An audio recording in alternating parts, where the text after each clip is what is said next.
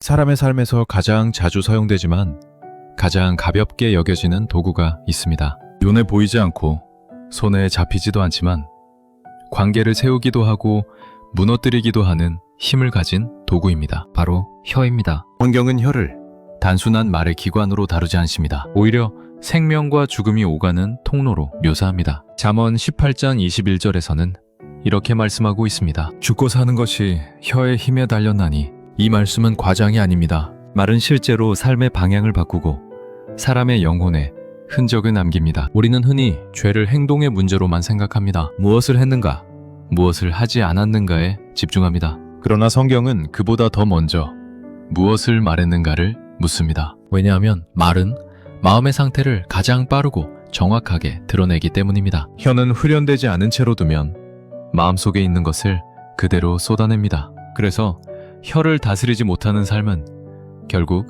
마음을 다스리지 못하는 삶으로 이어집니다. 오늘날 많은 관계의 상처는 큰 사건에서 시작되지 않습니다. 사소한 말, 무심한 표현, 정리되지 않은 감정이 섞인 한마디에서 시작됩니다. 말은 지나가지만 그 말이 남긴 상처는 오래 머뭅니다. 반대로 어떤 위로와 격려는 한 문장으로 사람을 다시 살려내기도 합니다. 그래서 성경은 말의 무게를 가볍게 다루지 않습니다. 혀를 길들이는 일은 도덕적 수양이 아니라 영적 훈련의 핵심으로 제시됩니다. 야고보서 3장은 혀를 불에 비유합니다. 작은 불씨가 큰 숲을 태우듯 작은 말 한마디가 공동체 전체를 흔들 수 있음을 경고합니다. 동시에 이 말씀은 희망도 담고 있습니다. 혀가 통제될 수 있다면 삶 전체도 방향을 잡을 수 있다는 가능성입니다. 혀는 통제 불가능한 영역이 아니라 하나님의 은혜 안에서 훈련될 수 있는 영역입니다. 우리는 종종 말을 줄이는 것을 미덕으로 생각합니다. 그러나 성경이 말하는 혀의 다스림은 침묵의 기술이 아닙니다. 언제 말해야 하고 언제 멈춰야 하는지를 분별하는 지혜입니다. 말하지 않는다고 해서 혀가 다스려지는 것이 아니고 많이 말한다고 해서 반드시 문제가 되는 것도 아닙니다. 문제는 혀가 누구의 통치를 받고 있느냐입니다. 성령의 통치를 받는 혀는 생명을 낳고 자아의 통치를 받는 혀는 상처를 남깁니다. 오늘 함께 나누려는 말씀의 주제는 혀를 다스릴 줄 아는 자가 얻게 되는 복입니다. 이것은 말을 잘하는 기술을 배우는 시간이 아닙니다. 혀를 통해 어떤 삶의 열매가 맺히는지를 살펴보는 말씀입니다. 혀를 다스리는 사람에게 하나님께서 어떤 복을 허락하시는지, 그리고 그 복이 개인을 넘어 관계와 공동체에 어떤 영향을 미치는지를 함께 살펴보려 합니다. 이 서론의 목적은 분명합니다. 말의 습관을 고치자는 수준을 넘어서 혀의 주인이 누구인지를 다시 묻는 것입니다. 혀가 다스려질 때 삶이 달라지고 삶이 달라질 때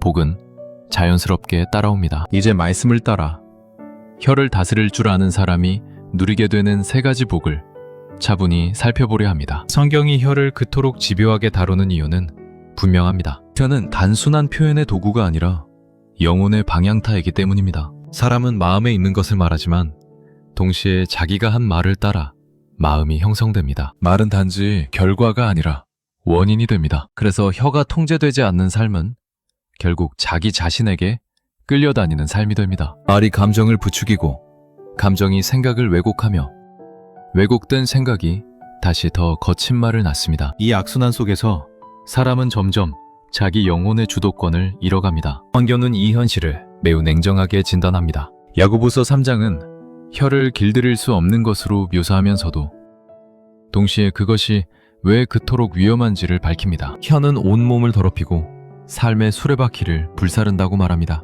문제는 혀가 강해서가 아니라 통치받지 않기 때문입니다. 통치받지 않는 혀는 반드시 주인을 바꿉니다. 성령이 다스리지 않으면 감정이 다스리고 감정이 다스리지 않으면 환경이 다스리며 결국은 죄가 다스리게 됩니다. 혀를 다스리지 못하는 사람은 흔히 이렇게 말합니다.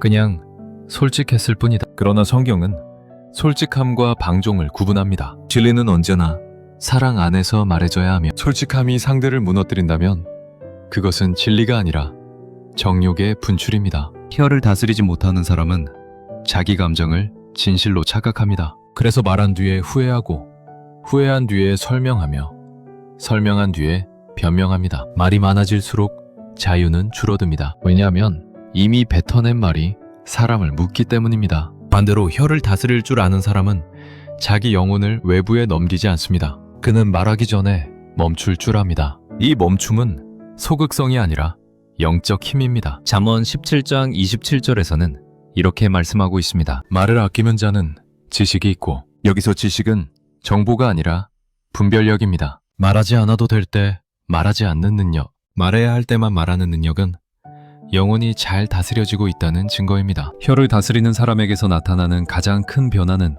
관계의 안정이 아니라 내면의 안정입니다. 말이 줄어들면 마음이 정리되고, 마음이 정리되면 생각이 맑아집니다. 억울함이 있어도 즉각적으로 폭발하지 않고, 오해가 생겨도 감정의 언어로 대응하지 않습니다. 그는 말보다 먼저 기준을 세웁니다. 이 말이 하나님 앞에서 합당한가?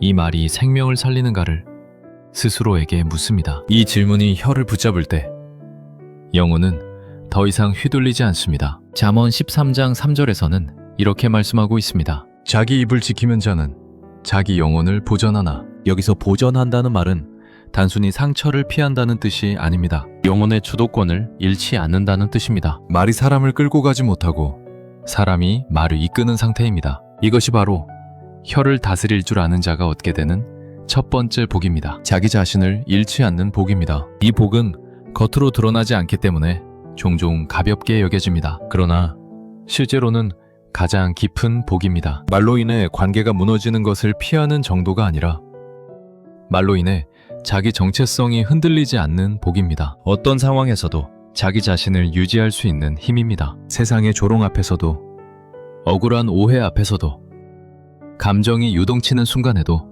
자신을 잃지 않는 자유입니다. 예수님의 공생애에서 이 자유는 분명하게 드러납니다. 예수님은 침묵하셔야 할 때 침묵하셨고, 말씀하셔야 할 때는 권위 있게 말씀하셨습니다. 헤롯 앞에서는 아무 말씀도 하지 않으셨고, 빌라도 앞에서는 필요한 말만 하셨습니다. 예수님은 말로 자신을 변호하지 않으셨습니다. 그 침묵은 무력함이 아니라 주도권이었습니다. 혀를 다스릴 수 있었기에 어떤 권력도 예수님의 영혼을 흔들 수 없었습니다. 혀를 다스린다는 것은 결국 말의 주인을 분명히 하는 일입니다. 내 감정이 주인인가?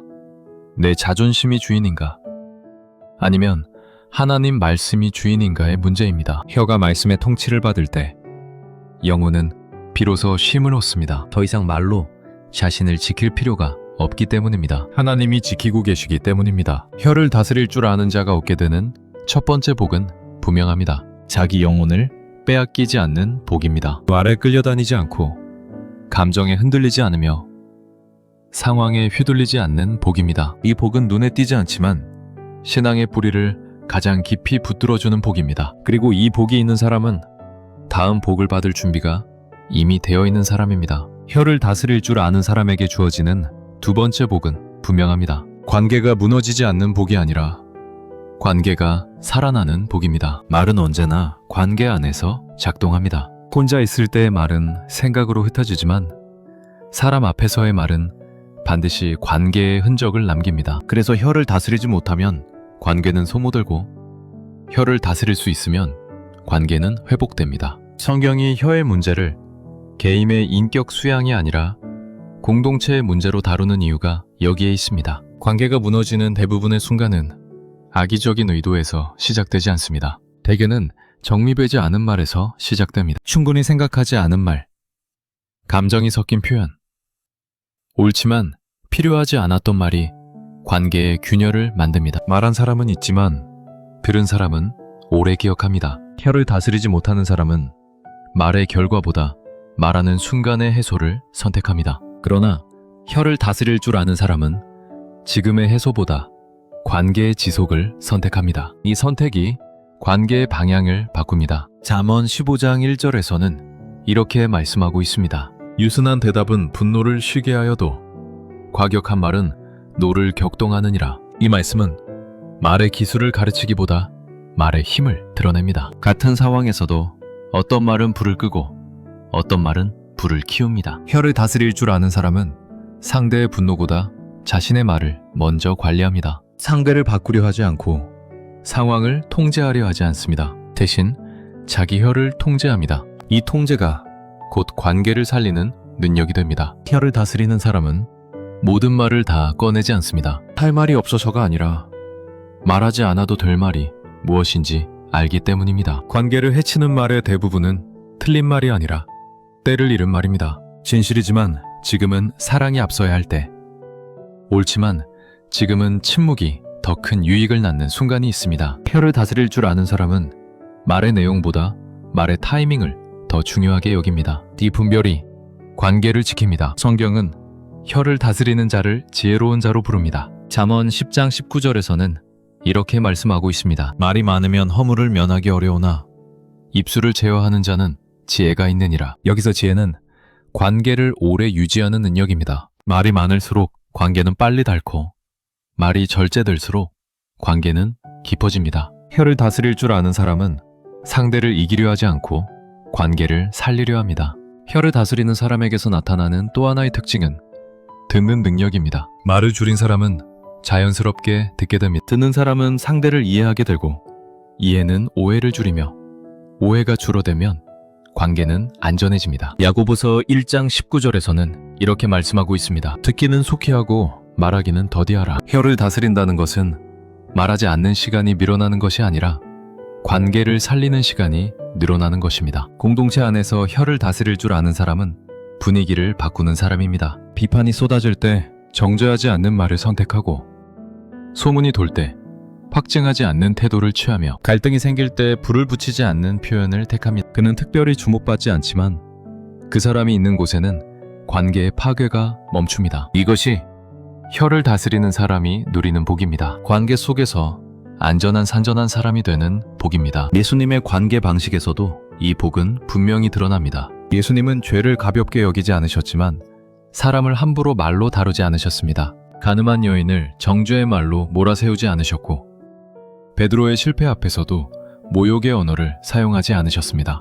예수님의 말은 언제나 사람을 끝내지 않고 다시 살리는 방향으로 흘러갔습니다. 혀를 다스린다는 것은 바로 이 방향을 선택하는 일입니다. 혀를 다스릴 줄 아는 자가 얻게 되는 두 번째 복은 분명합니다. 관계 속에서 상처를 최소화하는 복이 아니라 관계 속에서 생명을 흘려보내는 복입니다. 말로 무너뜨리지 않고 말로 살리는 사람으로 살아가는 복입니다. 이 복은 사람을 편안하게 만들고 공동체를 안전하게 하며 신앙을 신뢰받게 합니다. 혀가 다스려질 때 관계는 더 이상 소모의 장이 아니라 음해가 흐르는 통로가 됩니다. 혀를 다스릴 줄 아는 사람에게 주어지는 마지막 복은 눈에 잘 드러나지 않지만 가장 결정적인 복입니다. 그것은 하나님 앞에서 신뢰를 얻는 복이며 그 신뢰 위에 세워지는 영적 영향력의 복입니다. 하나님께서 사람을 사용하실 때 가장 먼저 보시는 것은 재능이나 열정이 아니라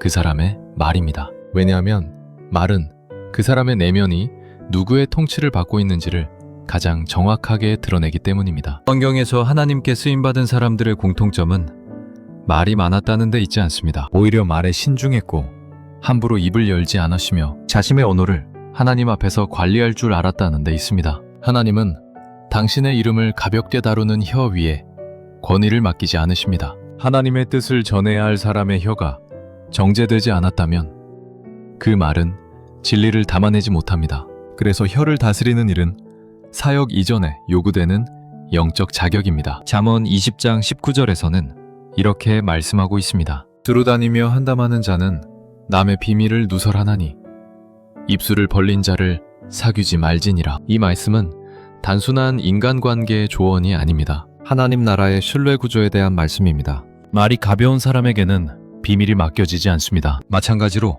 하나님도 당신의 뜻을 말로 흘려보낼 사람에게 맡기지 않으십니다. 혀를 다스릴 줄 아는 사람은 하나님의 뜻을 맡길 수 있는 사람입니다. 혀를 다스리지 못하면 영적 영향력은 반드시 왜곡됩니다. 말은 많아지지만 무게는 가벼워지고 주장에는 열정이 있지만 신뢰는 사라집니다. 반대로 혀가 다스려진 사람의 말은 많지 않아도 힘이 있습니다. 왜냐하면 그 말이 감정에서 나오지 않고 기준에서 나오기 때문입니다. 성경은 이것을 은혜 있는 말이라고 부릅니다. 골로새서 4장 6절에서는 이렇게 말씀하고 있습니다. 너희 말을 항상 은혜 가운데서 소금으로 마슬렘과 같이 하라. 은혜 있는 말은 부드러운 말이 아니라 신뢰할 수 있는 말입니다. 혀를 다스리는 사람은 하나님 앞에서 말의 무게를 압니다. 그래서 하나님의 이름을 쉽게 부르지 않고 하나님의 뜻을 가볍게 해석하지 않으며 하나님의 말씀을 자기 주장에 끼워 넣지 않습니다. 이 절제는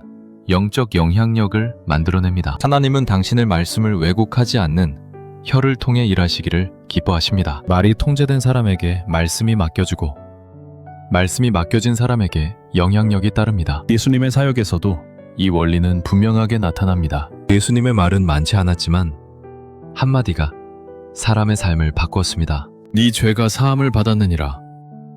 나를 따르라.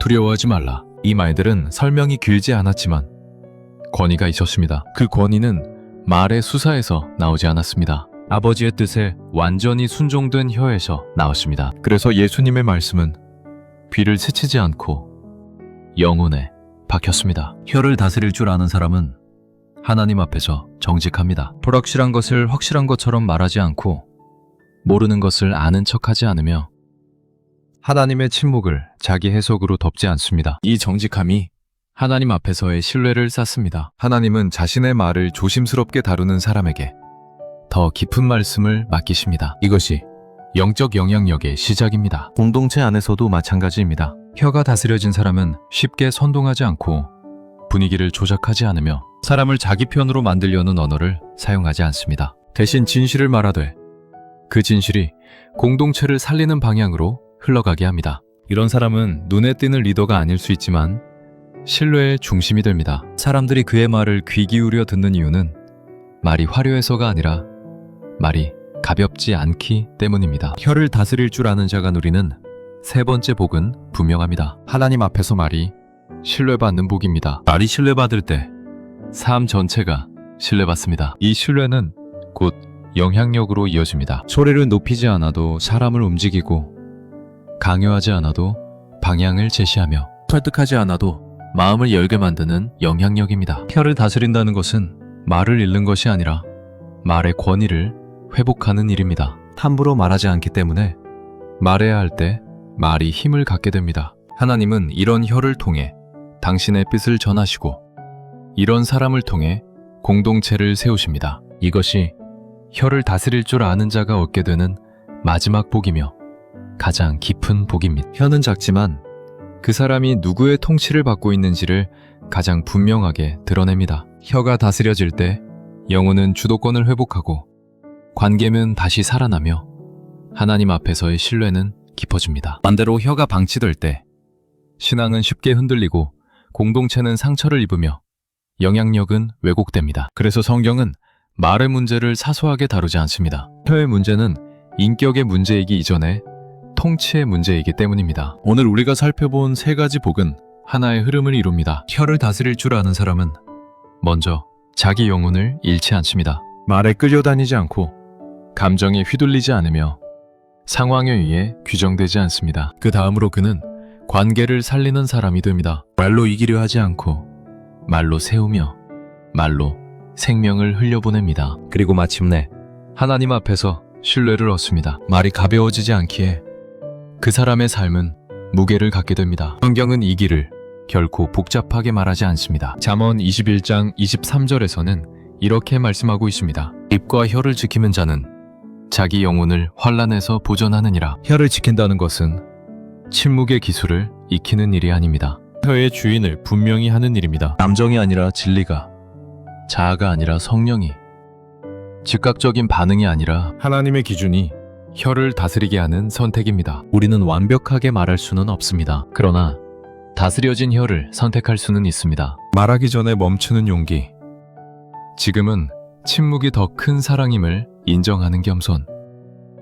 진실을 말하되 생명을 살리는 방향을 택하는 믿음입니다. 이 작은 선택들이 쌓여 삶의 방향을 만들고 신앙의 무게를 세웁니다. 혀를 다스린다는 것은 말을 줄이는 것이 아니라 말의 목적을 회복하는 일입니다. 자기 보호를 위한 말이 아니라 하나님을 드러내는 말로 돌아오는 것입니다. 이때 말은 더 이상 상처의 도구가 아니라 은혜의 통로가 됩니다. 그리고 그 은혜는 말하는 사람에게서 먼저 흘러넘칩니다. 마지막으로 분명히 말할 수 있습니다. 혀를 다스릴 줄 아는 자가 누리는 복은 세상적인 성공의 약속이 아닙니다. 그러나 더 깊은 복입니다. 영혼이 지켜지고 관계가 회복되며 하나님 앞에서 신뢰받는 삶의 복입니다. 이 복은 조용하지만 강하고 눈에 띄지 않지만 오래갑니다. 오늘 이 말씀이 우리의 혀가 다시 성령의 통치를 받는 출발점이 되기를 바랍니다. 그리고 그 혀를 통해 하나님께서 생명을 세우시는 일을 기뻐하시기를 소망합니다.